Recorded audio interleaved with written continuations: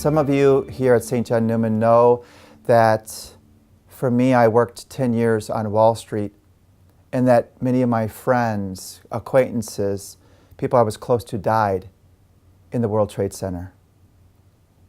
That, for me, was a horror. It cascaded down from me along with those towers, and for a couple of days, I kept making phone calls and phone calls trying to find out if some of my buddies were still alive, and I didn't receive any responses for a couple of days.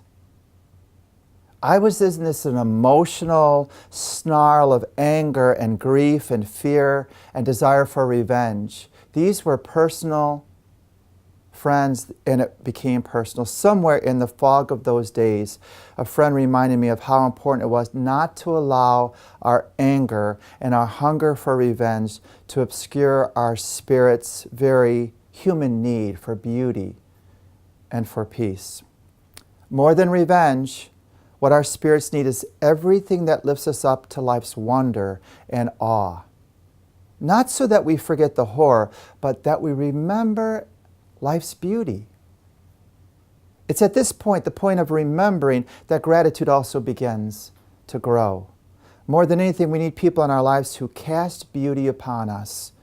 We need them to help us remember what life is really all about, or else we forget.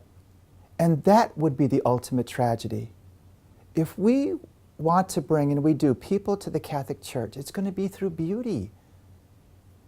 In the Jewish culture, it took 10 individuals to make a community. So when the 10 lepers cast their plea for pity like a fishnet over Jesus passing by, it was an outcast community, fringe dwellers who remember the beauty of life and love and long to be drawn back into that mainstream, physically as well as socially. In the end, the healing with which they were blessed moved those non-Jewish, the Samaritans, to return not only with an armful of gratitude for their life, but also with a new way of looking at the powers of life. Gratitude is moved by our faith.